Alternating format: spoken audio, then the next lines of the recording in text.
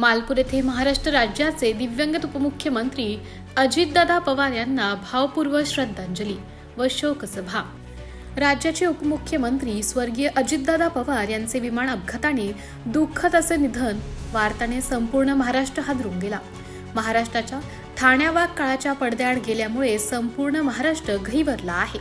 पवार परिवाराच्या दुःखात सहभागी आहेत मालपूर येथील हेमराज नाना पाटील, राष्ट्रवादीचे तालुका अध्यक्ष प्रकाश पाटील, पत्रकार प्रभाकर आडगाळे, महावीर सिंह रावल, वसंत कोळी, पत्रकार गोपाल कोळी, सदाशिव भलकार, मगन ठाकरे, ज्ञानेश्वर गवळे, भटू गोसावी, देवीदास बागुल, भटू रावल, हिम्मत पाटील, प्रकाश लांडगे आदी उपस्थित राहून श्रद्धांजली वाहिली।